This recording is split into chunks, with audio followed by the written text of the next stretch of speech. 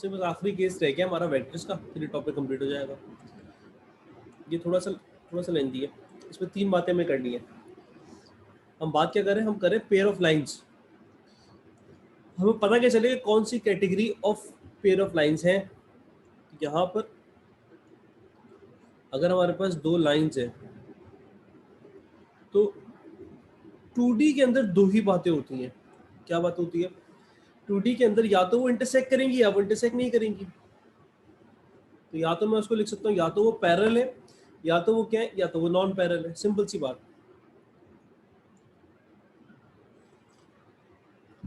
3D में भी यही होता है, लेकिन थोड़ा सा फर्क क्या, हाँ, यहाँ पर क्या हो सकता है, यहाँ पर पहली सिचुएशन तो यही है कि लाइंस जो है वो या तो पैरेलल होंगी। अच्छा, पैरेलल लाइंस हमने पढ़ ली, पता लगाना कि लाइंस पैरेलल है या नहीं, ये हमने पढ़ ली। पैरेलल लाइंस कैसे, रेशियो से ऑफ द डायरेक्शन वेक्टर। और अगर पैरेलल नहीं है तो जाहिर है क्या होंगी, नॉन पैरेलल लाइंस। तो ये तो सर 2D में भी होता है, हाँ, लेकिन 2D में ये चार्ट यहीं खत्म हो जाता है, इससे आगे नहीं बढ़ता। क्या हो जाता है, चार्ट यहीं खत्म हो जाता है 2D में, इससे आगे नहीं बढ़ता। 2 लाइंस के लिए या तो वो इंटरसेक्ट करेंगी या वो नहीं करेंगी। लेकिन यहाँ पर क्या है, यहाँ पर ये चार्ट आगे बढ़ेगा नॉन पैरेलल का। अगर नॉन पैरेलल है तो 2 डायमेंशन में वो हमेशा इंटरसेक्ट करेंगी कहीं ना कहीं। 3D में ऐसा नहीं होता, 3D में ऐसा नहीं होता। तो हो सकता है नॉन पैरेलल हो और इंटरसेक्ट कर रही हो। जब इंटरसेक्ट करेंगी तो फिर हम यहाँ पॉइंट ऑफ इंटरसेक्शन की बात करेंगे। और नॉन पैरेललाइज हम लिख सकते हैं नॉन इंटरसेक्टिंग। बता के 3 सिचुएशंस हो गए। आपको पता लगाना है कि आप कौन सी सिचुएशन के अंदर मौजूद हो। कैसे लगाना है मैं यही सिखाऊंगा। लेकिन अभी सवाल आपके दिमाग में आ रहा होगा, कैसे? 2 डायमेंशन में तो समझ में आता है कि ये देखो, ये लाइन पैरेलल है तो ये इंटरसेक्ट नहीं कर रही। अगर थोड़ी सी भी पैरेलल नहीं है तो कहीं ना कहीं जाके जरूर इंटरसेक्ट करेगी। 3D में ऐसा नहीं होता ना। 3D में ऐसा क्यों नहीं होता? 3D में अगर आप अपने 2 हाथ उठाओ, एक यूं जा रहा हो और एक नीचे चला जाए, तो 3D के अंदर ऐसा नहीं होता ना। 2 लाइंस जरूरी नहीं है कि हमेशा मीट करें। 2 पेन उठा लो, एक ऊपर से पेन रखो, एक नीचे रखो, तो आइडिया हो जाएगा कि यार हाँ 3D में ये चीज पॉसिबल है कि ये इंटरसेक्ट ना करे। हाँ, तो पता क्या चले कौन सी सिचुएशन है। तो मैं एक एक करके आपको तीनों दिखाऊंगा। एक ये हमने पहले ही देखी हुई, फर्स्ट वाली, फिर सेकंड और फिर थर्ड।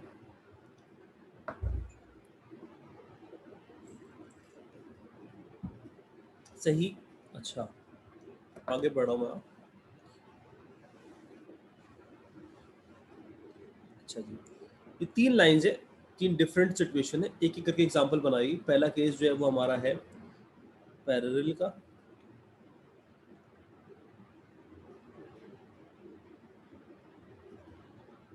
सही, ये हमारा आ गया केस 1, या तो पैरेलल लाइंस। ये हमने पहले भी पढ़ा हुआ, लेकिन फिर भी एक लाइन की इक्वेशन है 1 1 2 प्लस t टाइम्स 3 माइनस 2 4। और दूसरी लाइन की इक्वेशन है r is equal to 2 minus 1 3 plus s times. अगर वो पैरेलल होंगी तो वहीं बात खत्म हो जाएगी, दी एंड, टॉपिक खत्म। और आप इंटरसेक्टिंग नॉन इंटरसेक्टिंग की टॉपिक की बात ही नहीं करोगे। जब पैरेलल है तो अंडरस्टूड हो गया कि वो इंटरसेक्ट करेंगी ही नहीं। जब नॉन पैरेलल होंगी तो फिर हमें आगे मजीद पता लगाना पड़ेगा कि यार कौन सी सिचुएशन है, इंटरसेक्टिंग वाली के नॉन इंटरसेक्टिंग वाली। तो अभी पैरेलल है, ये पता क्या चलेगा?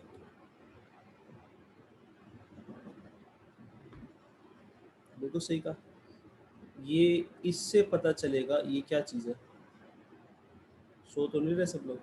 ये क्या है? Ratios, direction vector. अगर डायरेक्शन वेक्टर के रेशियोज बराबर हैं, सेम है, तो वो पैरेलल है। सबका -2 आ रहा है, बिल्कुल सही। तो हमें पता चल गया ratios -6 divide by 3 is equal to 4 divide by -2।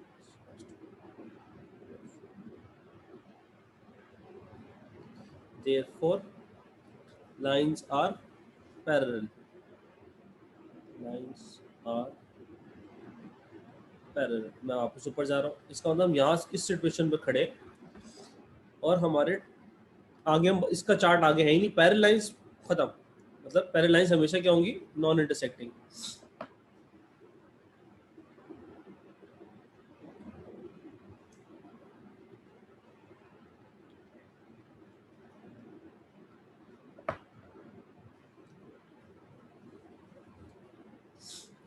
Yes, जब नॉन पैरेलल होगा तो फिर हम मजीद आगे पता लगाएंगे ना। अगर पैरेलल है तो फिर हम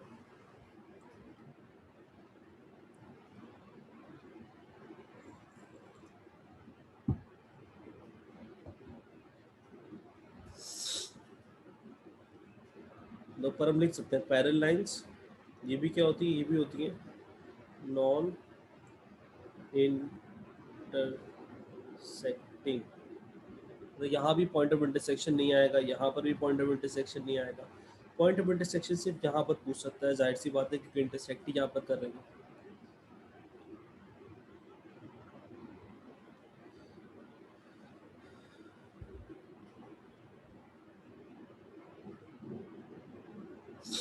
सही, नेक्स्ट पेयर ऑफ लाइन समझाने के लिए कि क्या सिचुएशन है, तो हमें देख के नजर आ रहा है कि यार ये तो पैरेलल नहीं है। पैरेलल नहीं है तो अब ये शो करने की जरूरत नहीं है।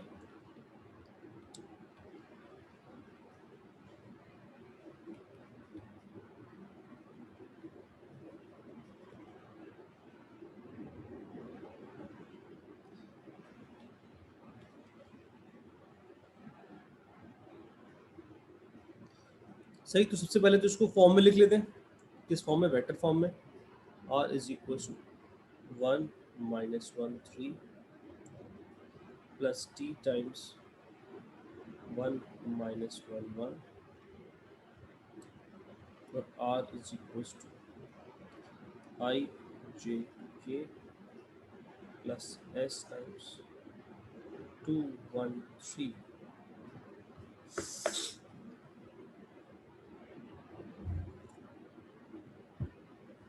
सही, इसको मतलब हमने देख के पता लगा लिया यार ये लाइंस पैरेलल तो है नहीं, क्योंकि इनका रेशियो सेम नहीं आ रहा। इसकी हेडिंग क्या है? Non parallel. अभी तक हमें ये पता कि नॉन पैरेलल है, आगे इंटरसेक्टिंग आएगा या नहीं आएगा। पैरेलल एंड नॉन इंटरसेक्टिंग है, ये हमें पता लगाना है मजीद। अच्छा, पैरेलल नॉन पैरेलल कैसे, ये आपको आइडिया हो गया होगा, इनका रेशियो सेम नहीं आ रहा।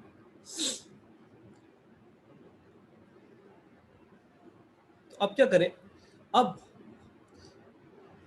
या तो इंटरसेक्ट कर सकती है या नहीं कर सकती। अगर इंटरसेक्ट करेंगी तो इसका मतलब हो गया they share a common point. Common point का मतलब पैरामीटर सेम वैल्यू बताएगा। इसका मतलब अब हमें पैरामीटर ढूंढना है। तो पहली लाइन की इक्वेशन क्या बन रही है? पहली लाइन की इक्वेशन बन रही है 1 + t -1 - t 3 + t।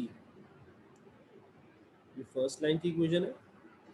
r is equal to 2 + 2s 4 + s और 6 + 3s। ये सेकेंड लाइन की इक्वेशन है। सिर्फ ब्रैकेट में बंद कर दिया।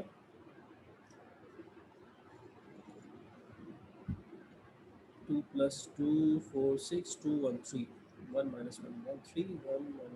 सही, अब क्या करेंगे? हम इनको साइमल्टेनियसली सॉल्व करने की कोशिश करेंगे। क्यों करेंगे? यही तो बताएगा कि भाई क्या सिचुएशन है। इंटरसेक्ट कर रहे हैं तो पैरामीटर सेटिस्फाई करेगा, मतलब दोनों के लिए सेम आंसर देगा। और अगर नहीं कर रहे तो सेम आंसर नहीं देगा पैरामीटर। 4 + s 6 + 3s दोनों r मतलब r क्या था? जनरल पॉइंट इन 3 डायमेंशन उसका, और इसका जनरल पॉइंट इन 3 डायमेंशन क्या बराबर है या नहीं है, हम ये पता लगाने की कोशिश कर रहे हैं। सही, अब आपको जब आपने इससे इक्वेट किया तो आपको पता है कि यार ये बिल्कुल मैट्रिसेस की तरह सॉल्व होता है। तो हमारे पास यहाँ 3 इक्वेशन बनती नजर आ रही हैं, इक्वेशन 1, इक्वेशन 2, इक्वेशन 3। ये हमारे पास 3 इक्वेशंस हैं। अब हमारे पास अननोन तो 2 हैं, तो हम इन 3 में से कोई भी 2 उठा सकते हैं साइमल्टेनियसली सॉल्व करके पैरामीटर निकालने के लिए। वो आपकी मर्जी, आप फर्स्ट सेकंड उठाओ, फर्स्ट थर्ड उठाओ, सेकंड थर्ड उठाओ, जो आपको अच्छा लगे। और याद रखना कौन सी उठाइए, क्योंकि जो नहीं उठाई होगी वो सबसे इंपॉर्टेंट है in the end. 1 plus t is equal to 2 plus 2s, t is equal to 1 plus 2s। ये मेरी हो गई इक्वेशन 1। मैंने 1 उठा लिया, 2 हमेशा ये करूँगा भाई, 1 2। आप 1 और 3 कर लो भाई, जो आपको समझ में आए। 4 plus s minus t is equal to t is equal to minus 5 minus s.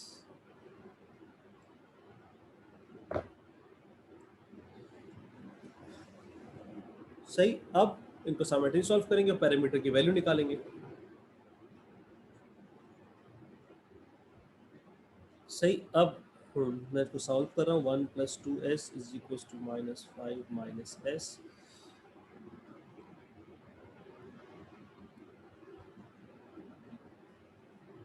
S आ रहा है -2, और किसी भी इक्वेशन में डाल दो तो टी आ रहा है -3। क्या यही आ रहा है ऐसे भाई?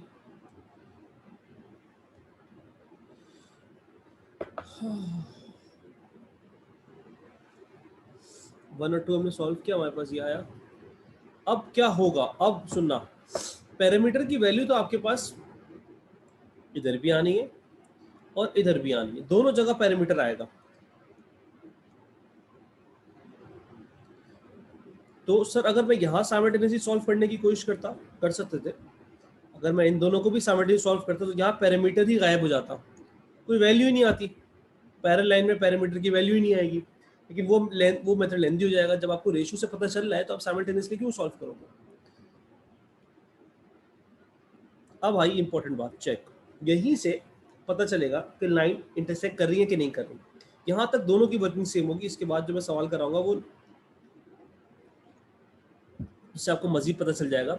चेक कैसे करोगे भाई? जो आपने 2 इक्वेशन उठा ली, तो एक इक्वेशन रह गई है ना जो आपने नहीं उठाई, वो आपको बताएगी कि किस सिचुएशन पे आप खड़े हो। अगर ये पुट करने से आइडेंटिटी आ गई, आइडेंटिटी का मतलब same value on either side, इसका मतलब ये प्रूव हो जाएगा कि अच्छा ये पैरामीटर सेटिस्फाई कर रहा है, ये पैरामीटर सेम आंसर दे रहा है। इसका मतलब लाइंस इंटरसेक्ट कर रही हैं। -3 is equal to 6 plus 3 minus 2, 0 is equal to 0। 0 आना जरूरी नहीं है, आइडेंटिटी आना जरूरी है। देयरफॉर लाइंस इंटरसेक्ट, इसका मतलब इनका एक कॉमन पॉइंट है, जब भी तो ये पैरामीटर दोनों को सेम आंसर बता रहा है। क्या बात समझ में आ रही है? अगर आइडेंटिटी नहीं आती तो फिर क्या हो जाता? जैसे 5 इक्वल्स टू 2, ये केस हो जाता।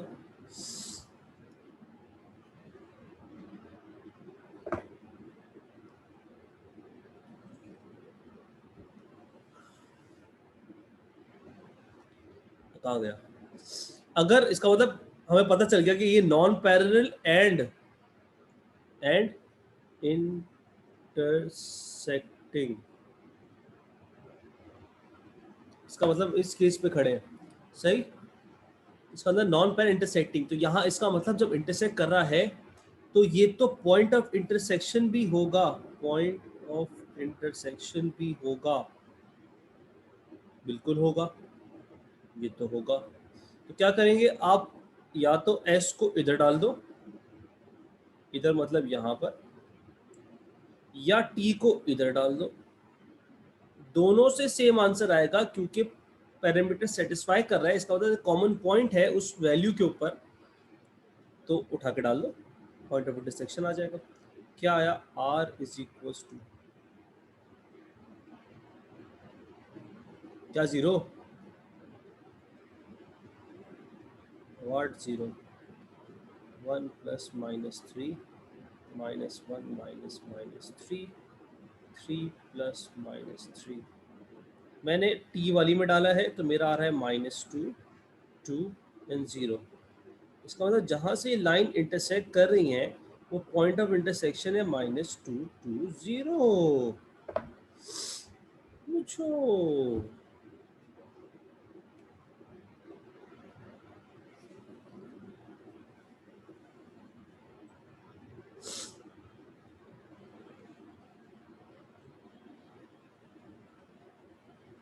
एस वाले से भी यही आंसर था, बिल्कुल ही याद, आप करके देखो ना,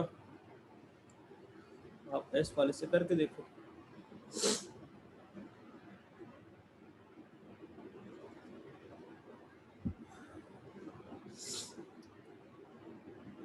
एक लाइन लाइन के दो पॉइंट ऑफ इंटरसेक्शन कैसे हो सकते हैं मेरे भाई?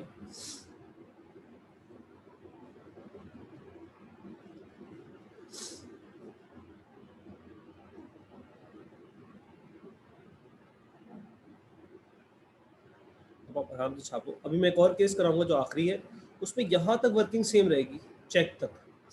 ये तो उसमें करेंगे ही नहीं ना, क्योंकि वो इंटरसेक्ट ही नहीं करा, तो पॉइंट ऑफ इंटरसेक्शन कहाँ से आएगा? पॉइंट ऑफ इंटरसेक्शन आएगा ही सिर्फ इसी केस में, तीनों में से।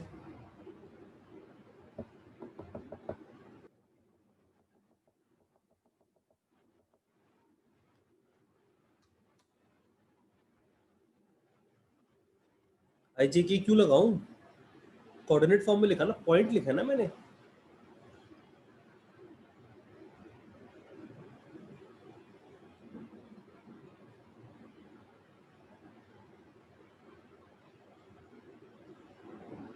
वैसे मैं नाश्ता नहीं किया।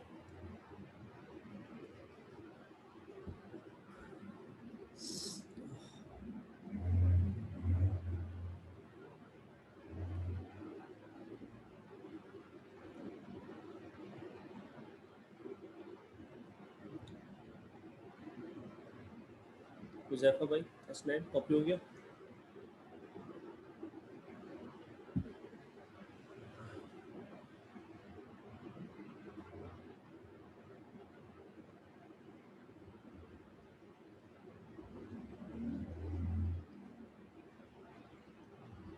अब क्या है? अब आखिरी केस है तो खत्म आपका P3।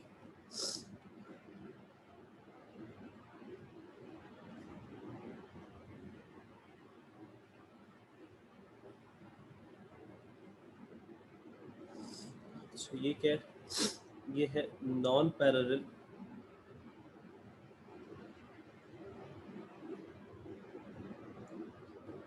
आगे पता लगाते, R इज इक्वल टू आई जे के प्लस टी टाइम्स,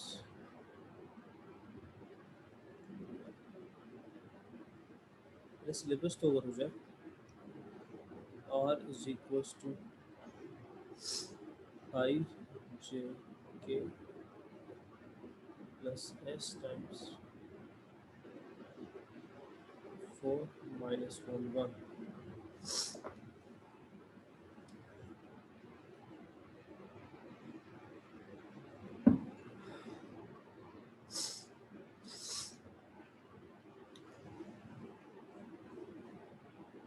सही पैरेलल नहीं है, बात खत्म हो गई। पैरेलल कैसे नहीं है भाई? रेशियो सेम नहीं आ रहा। 4 divide by 1 minus 1 divide by 3, शुरू के दो से ही पता चल गया। इसका मतलब डायरेक्ट जाएगी इंटरसेक्शन पे, 1 plus T, 3t, 1 plus 4t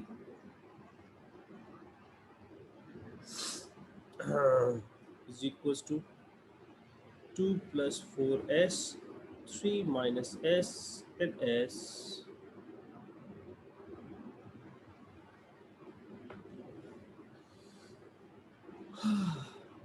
1 plus t, 3t, 1 plus 4s,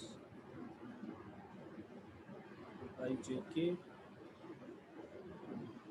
सही, वही same situation, 1 plus T sir and सही है भाई। 3t is equals to 3 minus s, equation 1। s is equals to 1 plus 4t, equation 2। मैंने second third उठा ली यासर भाई कहने पे। 3t is equals to 3 minus 1 minus 4t।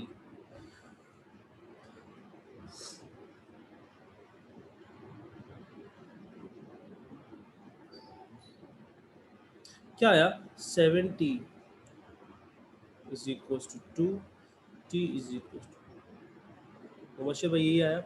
t 2/7 आ रहा है मेरे पास अपने पास, और s आ रहा है 1 + 4 2/7।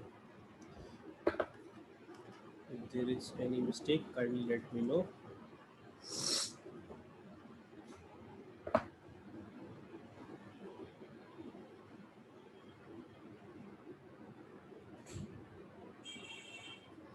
अगर आप 1 और 2 करोगे तो पैरामीटर फर्क आएगा, पैरामीटर फर्क आएगा, लेकिन अपने को पैरामीटर थोड़ी चाहिए। मेरा मतलब है पैरामीटर से थोड़ी कुछ अंदाजा लगाना। पैरामीटर 1 2 से अलग आएगा, 2 3 से अलग आएगा, 1 3 से अलग आएगा।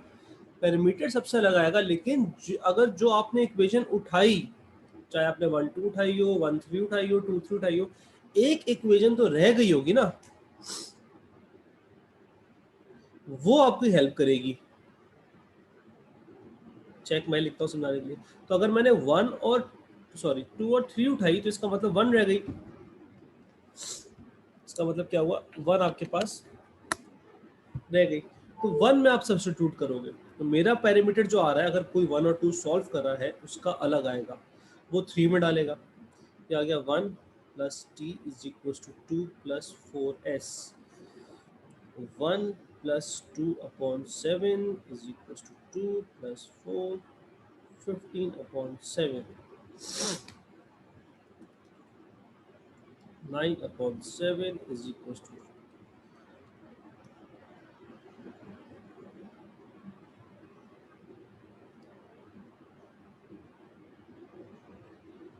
Thank you, lines do not intersect. ऐसी लाइंस को हम कहते हैं स्क्यू।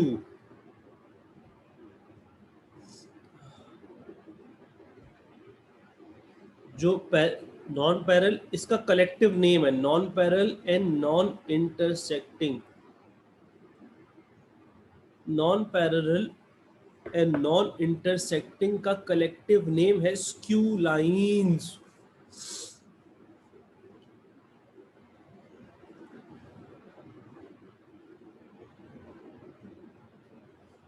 अब कोई सवाल?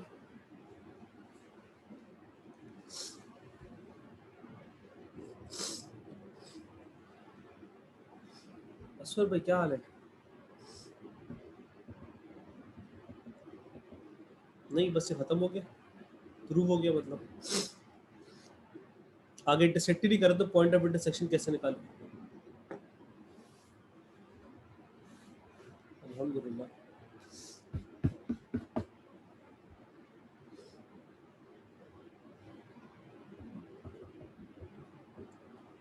वेक्टर्स में भी जनरली 10 नंबर का सवाल आता है।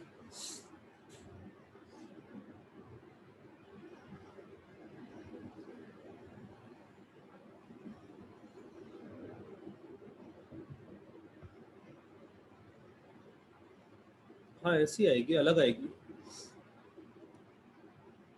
लेकिन तुम जब थर्ड इक्वेशन में पुट करोगे तो तुम्हारी भी आइडेंटिटी नहीं आ रही होगी। इसे कहते हैं आइडेंटिटी आना। ये आइडेंटिटी नहीं आ रही ना।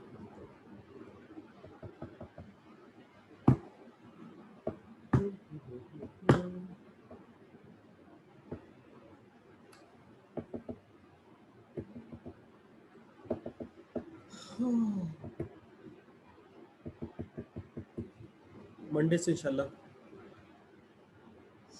मोहम्मद,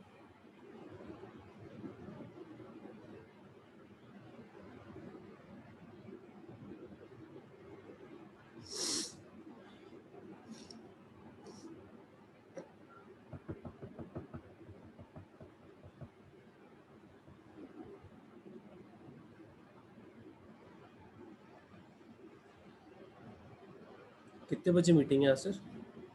चल रही होगी ना अभी तो। आर इज इक्वल टू आई जे के प्लस एस टाइम्स आई जे के।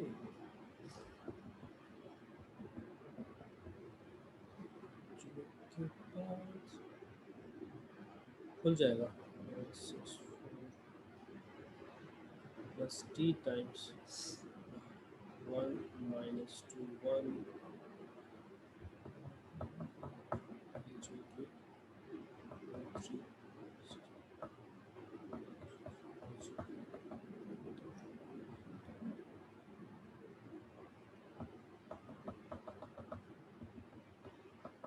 show that L and M intersect by the position vector हो गया 1 plus 2s s minus 2 plus 3s same concept का सवाल है is equals to 6 plus t minus 5 minus 2t 4 plus t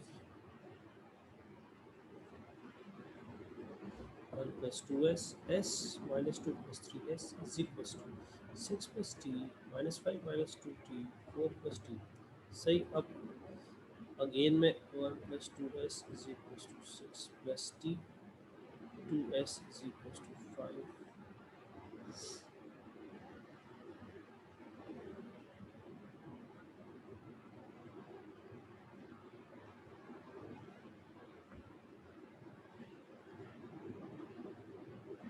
एक दिया हो वाह अल्लाह ना करे -5 minus 2t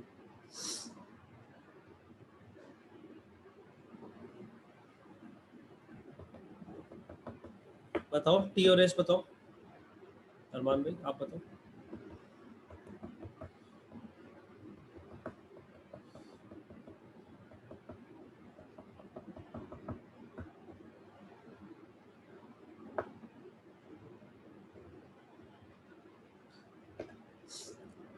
सर भाई अभी भी एक्सपेक्टेड ग्रेड के आंसर में बैठे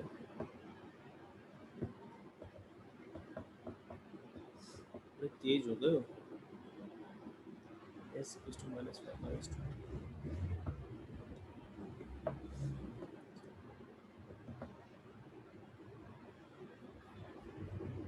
मोहसिन भाई वेटिंग आंसर बताओ सारे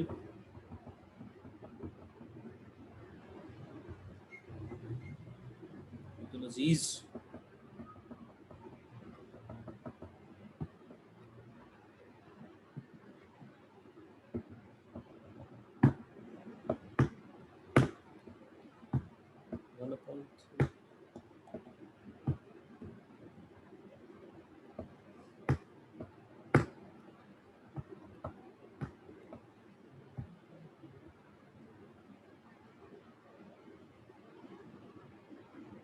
t minus 3 and s1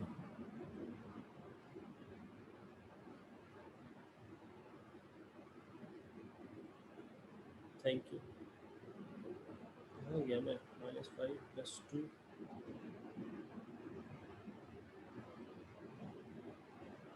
s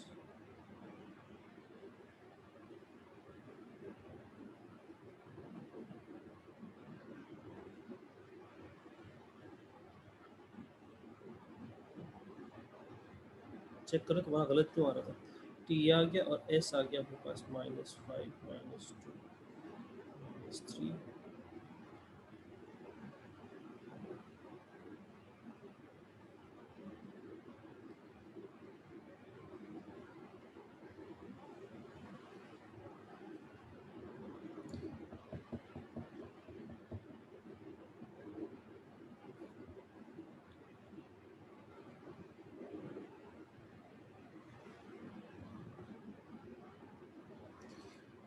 ये आ रहा है t -3 और s क्या आ रहा है आपके पास 1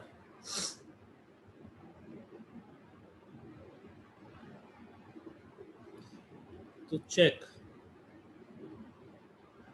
कौन सी इक्वेशन अपन ने छोड़ दी अपन लोगों ने -2 plus 3s is equals to 4 plus t हमने इसको यूज नहीं किया जिसको यूज नहीं किया उसमें पुट करेंगे जिसको यूज किया उसमें खुदा के पुट मत कर देना वहां से तो आइडेंटिटी ही आएगी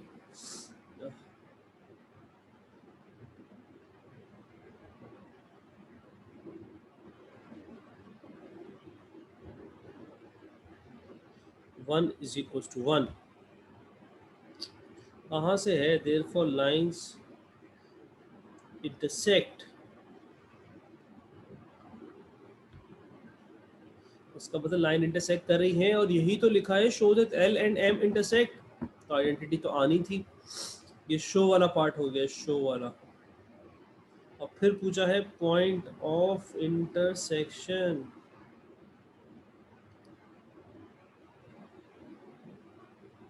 कैसे आएगा, किसी में भी पुट कर दो, r is equals to 1 plus 1 minus 2 plus 3s 3 1 1। क्या बात है,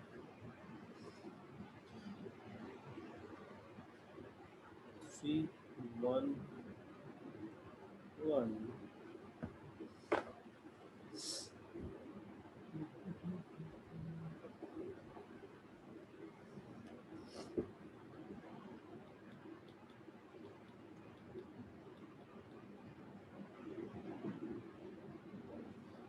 एक सवाल और कराना है, छुट्टी, P3 की छुट्टी 2 ढाई महीने।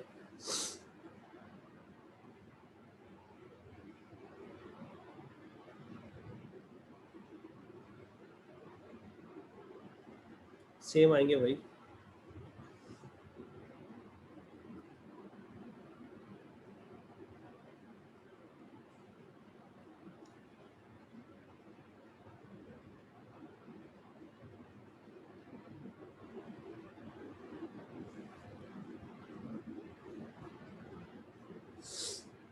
हाँ,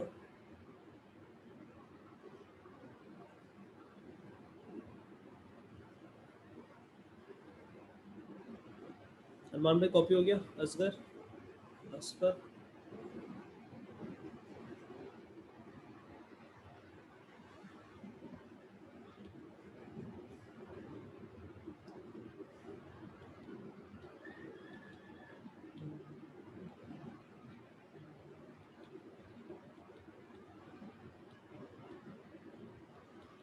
कहाँ गया सवाल?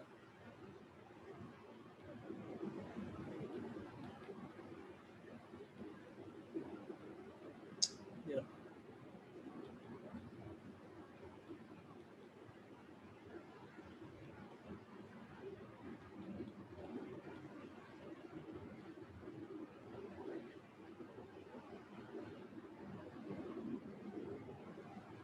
यस।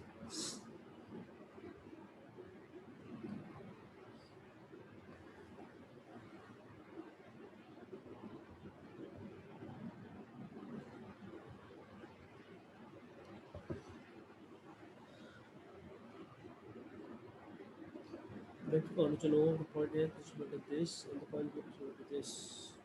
पहला पार्ट है find O A dot O B by dot product, scalar product की लेफ्ट हैंड साइड वाली चीज़। तो ओ ए आ गया आपके पास 4 7 माइनस पी,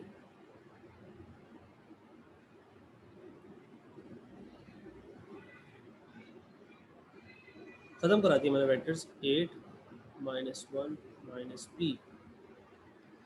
ये आ गया आपके पास 32 माइनस 7 प्लस पी स्क्वायर।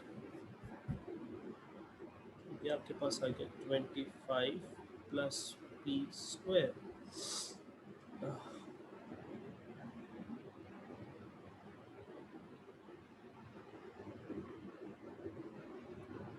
कुछ भी नहीं थे तो बच्चों वाला था। फिर कह रहा है hence show that there are no real values of p for which OA and OB are perpendicular to each other। ये कहना चाह रहा है कि अगर OA और OB परपेंडिकुलर हैं तो if OA and OB are perpendicular, तो परपेंडिकुलर पे क्या होता है, परपेंडिकुलर इक्वल टू 0। बिल्कुल सही कहा आपने। इसका मतलब OA डॉट OB बराबर होना चाहिए 0 के। लेकिन ये कह रहा है कि ऐसी दुनिया में कोई वैल्यू ही नहीं है रियल जिसपे OA डॉट OB बराबर हो 0 के। तो OA डॉट OB तो हम लोग निकाल चुके फर्स्ट पार्ट के अंदर। तो ये आया था 25 plus p square is equal to 0, p square is equal to minus 25। बस आपको इतना सा लिखना है, there for no real roots. Complex आ रहे हैं 5i माइनस 5i। हाँ, कॉम्प्लेक्स नंबर याद आ गया ना। Find the values of q no अरम भाई, you are late. Find the values of p for which angle A O B is 60। अच्छा भाई, जब ए ओ बी 60 हो, अब तक आपने सवाल नहीं किया था ना कोई एंगल से कोई वैल्यू ढूंढनी हो, तब तो एंगल ढूंढ रहे थे, अब एंगल से वैल्यू ढूंढनी है। तो ए ओ बी बराबर हो 60 के, तो फॉर्मूला क्या है? फॉर्मूला है O A dot O B is equals to O A modulus O B modulus cos theta, यही फॉर्मूला है ना ए ओ बी। अब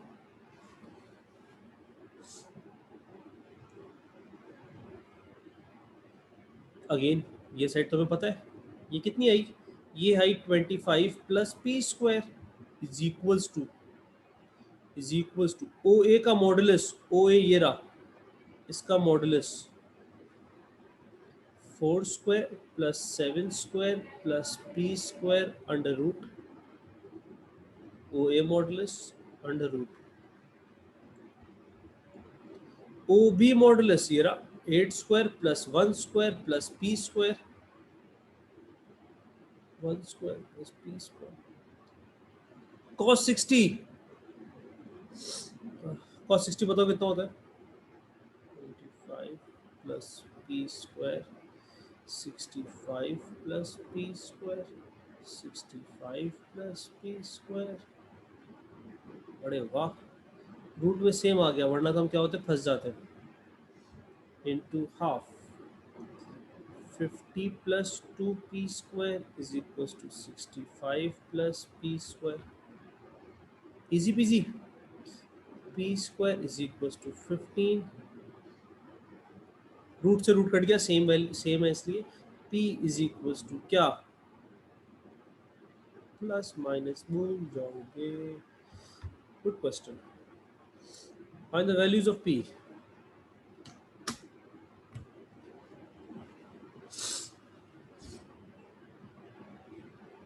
मैं एक बार पहला पेज दिखा रहा हूँ।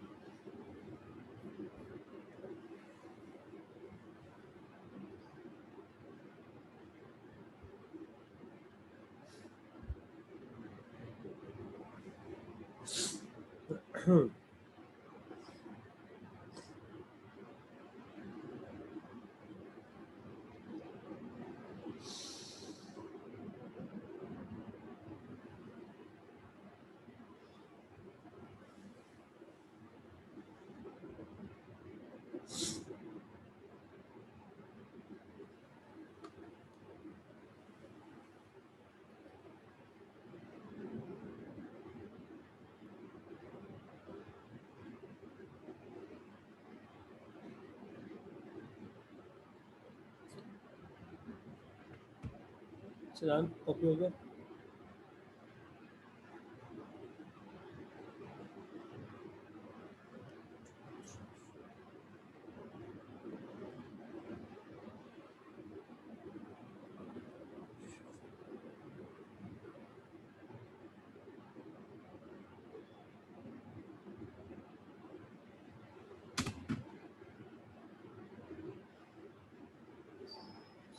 वेक्टर में तीन तरह के सवाल आपके, एक इस तरह के जो अभी बिल्कुल अभी कराया क्वेश्चन नंबर 5, जिसके अंदर या तो स्केलर प्रोडक्ट होता है या यूनिट वेक्टर होता है या मॉडुलस होता है।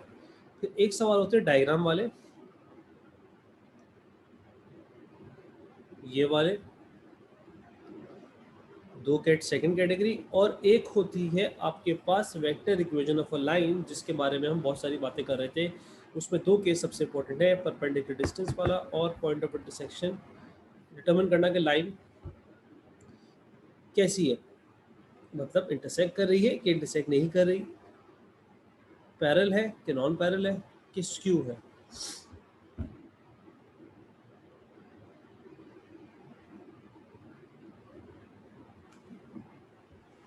कहाँ पर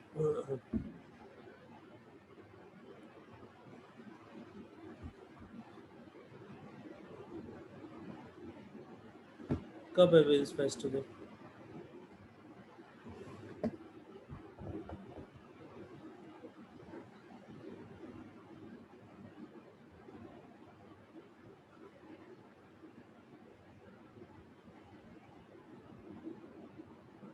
तो हमारा P3 खत्म, P3 की आप ईयरली करना स्टार्ट कर दो।